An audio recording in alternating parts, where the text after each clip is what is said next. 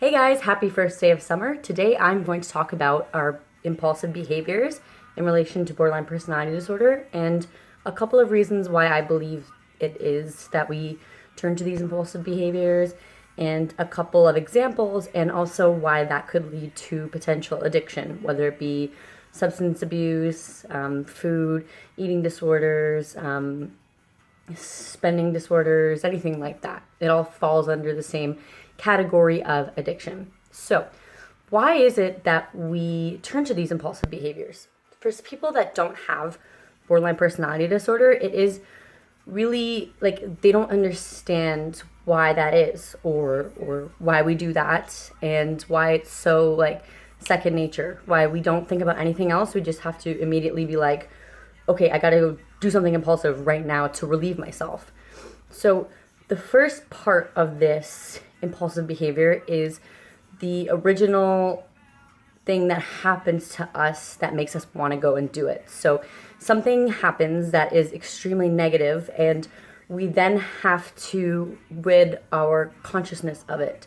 So we need that immediate like gratification. We need something that is going to divert all of our attention to something else. And unfortunately, a lot of these impulses are negative. And the reason that is, I believe, is because it needs to be something huge and like something really impactful for us to not think about what it is that just happened. So something really negative that could happen could be we could have gotten into an argument with someone we really care about, like some like big fight. We could find out some really upsetting news.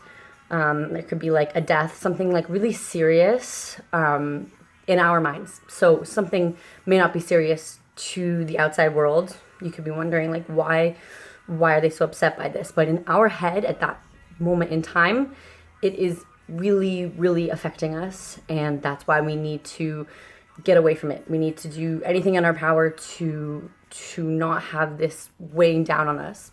Since we have the black and white thinking, we can't think about anything positive at that moment. It's just, oh my God, like this negative thing just happened. I don't know how I'm going to get past this. At this point in time, all I can see and all I can think about is just this negativity, and I don't see myself getting over it. I mean, usually we do, yes, eventually get over it. But in our heads, that's all we can think about. And that's why we turn to these behaviors. We're like, okay, we need to either, go get drunk because that will put us in a different mood.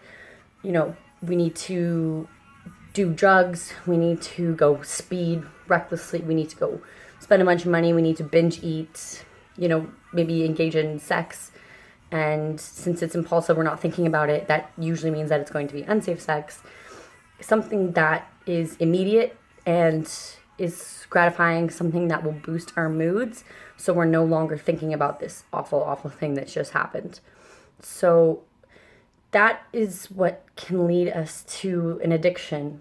It was there for us when we were down, when we were feeling so negative that we need to, now that's all we're thinking about. The next time we're negative, we're in a bad mood. The next time we're just thinking, okay, well, it worked for me last time. It got me out of this state that I'm in.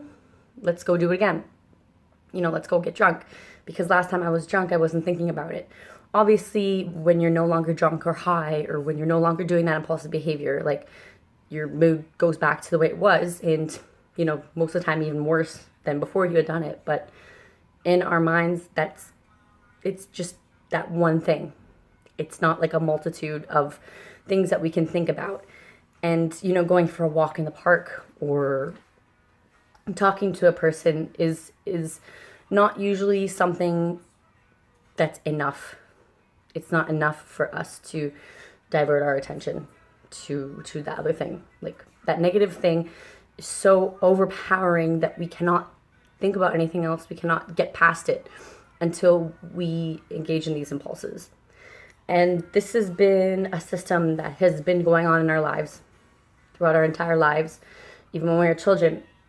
To a certain extent, these impulsive behaviors have been with us for our whole lives. And so we don't know anything else. We need to do these things because that's all we know. So That's why we need to find obviously positive coping mechanisms, but it's not always that easy. When we're in that pit of like despair, alcohol or drugs or whatever it is that we usually take our impulses out on, that's usually the one thing that's there for us.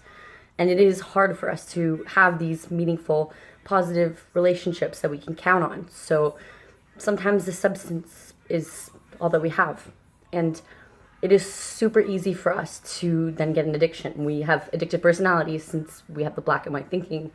We have like that one mindset. We have like, okay, we need to get high. Okay, we need to get drunk. It's always on our minds because, that was there for us. That's what made us better. That's what took us away from that negative state. And once you have an addiction, your other mental illnesses and your other mental problems are not usually looked at because medical professionals are not sure whether it's, the substance talking or if it's the underlying problem. So they usually try and treat that first.